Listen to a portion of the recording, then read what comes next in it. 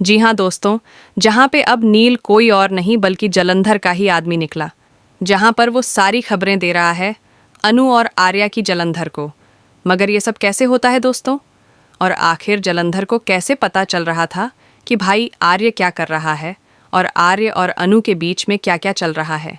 यही वजह थी कि नील अनु के करीब आने की कोशिश कर रहा था ताकि वो जलंधर को सारी खबर दे सके।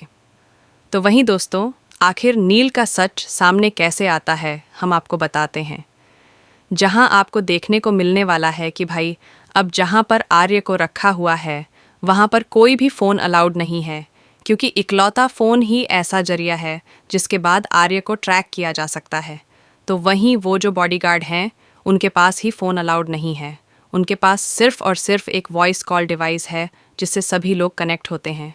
तो वहीं अब बहुत ज़्यादा इरिटेट हो जाता है आर्य और बोलता है कि मैं सुबह से अनु से नहीं मिला, उसकी आवाज़ नहीं सुनी, मुझे बहुत बेचैनी हो रही है। तो वहीं दूसरी तरफ अब आर्य कहता है कि जेंडे कभी नहीं समझेगा कि मेरी जान अनु ने बचाई। अनु की वजह से मैं लंदन नहीं गया, तभी मैं बच पाया, वरना आज तो मेरे पीछे तो जलंधर ने अपने शार्प शूटर लगा ही दिए थे ना लंदन के लिए। तो वहीं अब बहुत गुस्सा आ रहा है आर्य को। तो दूसरी तरफ अब जो जलंधर होता है वो फ़ोन करता है झेंडे को और कहता है, केशव झेंडे, तुझे आर्य को जहाँ छुपाना है छुपा ले। उसे हर चीज़ का जवाब देना होगा जो भी उसने किया है।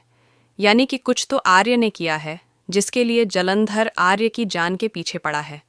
तो वहीं अब फ़ोन काट देता है, जहाँ पर अब झेंडे की तो सिटीविटी गुल हो जाती है। तो वहीं दूसरी तरफ अब झेंडे को टेंशन में देखकर अनु आती है और बोलती है, सब सही तो है ना सर? सर, अरे सर कहाँ है? अरे सर ठीक तो है ना? तो वहीं अब अनु परेशान हो रही होती है क्योंकि उसने धागा नहीं बांध पाया होता है। तो वहीं दूसरी तरफ अनु का हाथ पकड़ के ले जाता है झेंडे और उससे बात करता है और कहता है, तुम अकेली नहीं हो जिस आर्य की फिक्र है। तो वहीं बाहर नील सुन रहा होता है सारी बातें। तभी गेट खोल के बाहर पकड़ लेता है नील को और बोलता है, नील, तुम अपने काम से काम रखो, अब मेरी नज़र सब तुम पर है। तो दूसरी तरफ उसी वक्त आ जाता है फिर से जलंधर का फ़ोन और वह धमका देता है और कहता है, केशव झेंडे, तुझे पता है ना, तूने जहाँ पे आर्य को छिपा रखा है मैं उससे 2 मिनट की दूरी पे हूँ। मैं चाहूँ तो उसके सामने जा सकता हूँ, मगर उसमें कोई मज़ा नहीं। एक काम करता हूँ, पूरी जगह को ही उड़ा देता हूँ। जिसके बाद केशव झेंडे डर जाता है। तो वहीं अब जलंधर कहता है, अरे मजाक कर रहा था, मजाक कर रहा था। एक काम कर, आर्य से जाकर बोल दे कि उसे जो अपनी आखिरी ख्वाहिश है ना, पूरी कर ले, क्योंकि उसका आखिरी समय शुरू हो चुका है। अब से, आज से उसकी उल्टी गिनती चालू हो चुकी है। तो वहीं फिर वो बोलता है, एक काम करता हूँ, जब तक मैं उससे सुलट लेता हूँ ना, वो कौन है? तेरे दोस्त की दोस्त अनु है ना, अनु तेरे दोस्त की दोस्त, उसको सुलटा देता हूँ। तो वहीं अब केशव झेंडे बहुत ज़्यादा डर चुका है। तो वहीं नील आता है अनु के पास और बिल्कुल अनु जैसा फ़ोन लेकर आता है। वो उस फ़ोन को निकाल लेता है और अनु के फ़ोन की जगह अपना फ़ोन रख देता है।